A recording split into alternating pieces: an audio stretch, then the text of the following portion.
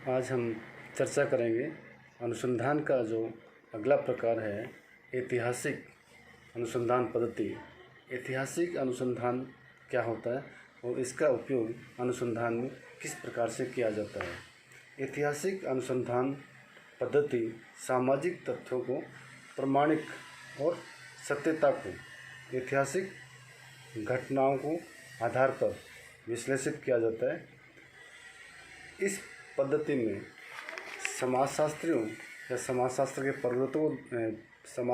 के प्रवर्तकों के द्वारा किस तथ्य को प्रतिपादित किया गया है, इसमें केवल क्या था का ही अध्ययन नहीं किया जाता, बल्कि इसमें क्यों और कैसे घटित हुआ इसका भी एक व्यवस्थित अध्ययन किया जाता है। क्योंकि कोई भी घटना अचानक नहीं होती, बल्कि उसका कोई न कोई इतिहास अवश्य होता है। उस अतीत का अध्ययन किए बिना किसी भी घटना का विश्लेषण करना अनुचित है। इस रूप में समाजशास्त्र के अध्ययनों में इस विधि का आज महत्वपूर्ण माना जा रहा है। ऐतिहासिक अनुसंधान पद्धति या ऐतिहासिक अनुसंधान किस प्रकार से हमारे सहयोग करता है या अनुसंधानकर्ता को कैसे इसमें सहायता मिलती है। ऐतिहासिक अनुसंधान या ऐतिहासिक विधि में सामाजिक घटना को अध्ययन कालक्रमिक रूप में किया जाता है और यह देखा जाता है कि किस घटना की उद्गम, विकास और परिवर्तन का क्रम क्या रहा है और उसका क्या संबंध रहा है। यह पद्धति या ऐतिहासिक जो अनुसंधान है, इसमें हम सामाजिक संस्थाओं, समाज और सभ्यताओं की उत्पत्ति, विकास और रूपांतरण का अध्ययन करते हैं। साथ ही इसमें मानव का इतिहास से या मानव इतिहास के संपूर्ण विकास का अध्ययन भी किया जाता है, अथवा अतीत में घटित घटनाओं का क्रमिक विकास की कड़ी के रूप में अध्ययन किया जाना ही एक ऐतिहासिक अनुसंधान पद्धति होती है। ऐतिहासिक अनुसंधान पद्धति के क्या स्रोत हो सकते हैं, इसके सोर्सेज क्या हैं। तो सबसे पहले हम बात करते हैं कि ऐतिहासिक अनुसंधान पद्धति के जो स्रोत हैं वो हमें किस प्रकार से देखने में मिले। पहला जो स्रोत है वो है लेख पत्र अथवा ऐतिहासिक साधन। इसमें लेख पत्र ऐतिहासिक तथ्यों की लिखित सूचना है जिनके आधार पर वर्तमान में अन्वेषण या अनुसंधान सरलतापूर्वक किया जा सकता है। दूसरा जो स्रोत है ऐतिहासिक अनुसंधान का या ऐतिहासिक अनुसंधान पद्धति का, वो है कि सांस्कृतिक एवं विश्लेषणात्मक इतिहास। इसके अंतर्गत डायरिया, पत्र, संस्मरण, जीवन इतिहास, धार्मिक ग्रंथ, आत्मकथा, व्यापारिक समझौते तथा परंपराओं आदि को लिया जाता है। इसके अध्ययन द्वारा विषय में प्रामाणिकता आ जाती है, जो किसी समाज की संस्कृति को विश्लेषित करने में सहायक होती है। अगला जो सोर्सेज बताया वो है अप्रकाशित प्रलेख।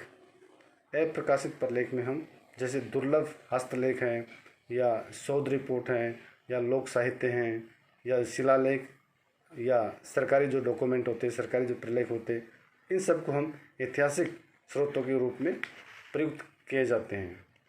ऐतिहासिक अनुसंधान के स्रोत के बाद में हम अब चर्चा करते हैं कि ऐतिहासिक अनुसंधान में क्या क्या चरण हो सकते हैं, किन चरणों से हमारे को गुजरना पड़ता है।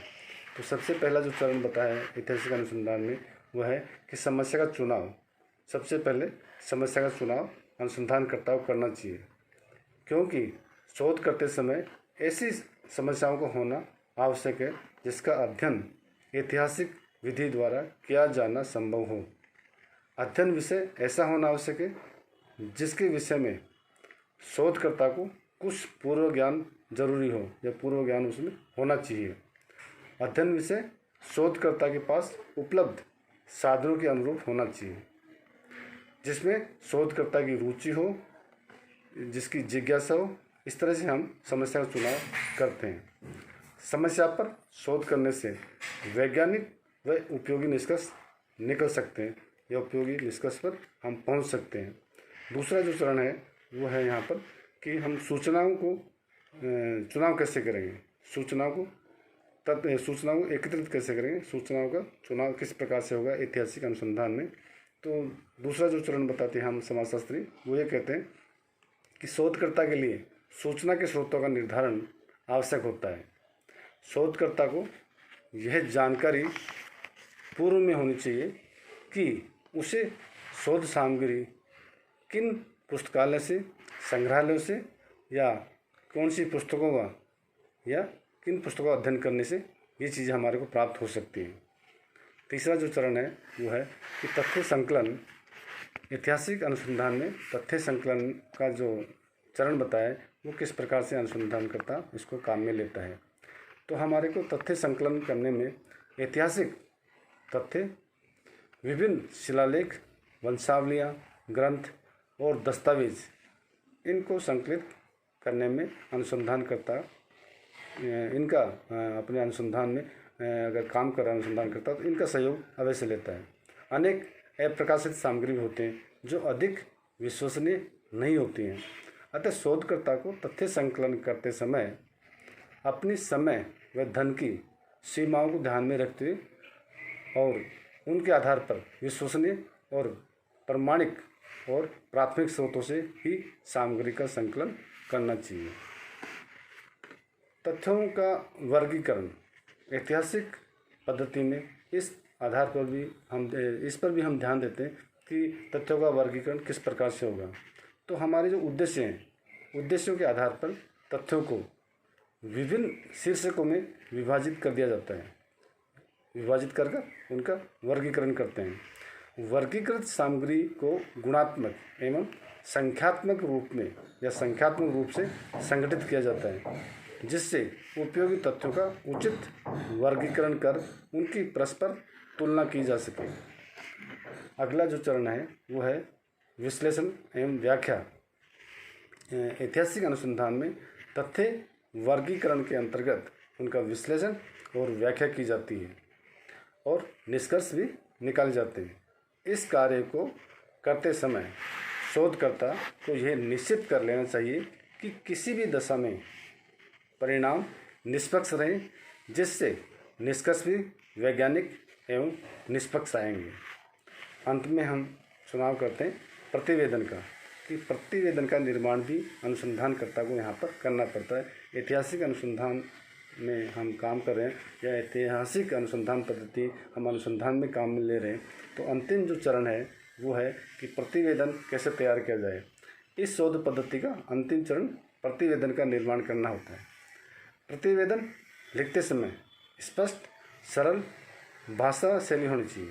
सरल भाषा में हमारा रिपोर्ट होनी चाहिए, हमारी प्रतिवेदन सुगम और सरल भाषा में होनी चाहिए। इसमें अध्ययन विषय संबंधित विभिन्न तथ्यों को प्रस्तुत किया जाना चाहिए। अध्ययन से संबंधित सभी तथ्य हमारे पास इसमें आ जाने चाहिए। तो इस प्रकार से अनुसंधानकर्ता ऐतिहासिक अनुसंधान पद्धति में अंतिम चरण में प्रतिवेदन या रिपोर्ट भी प्रस्तुत करता है।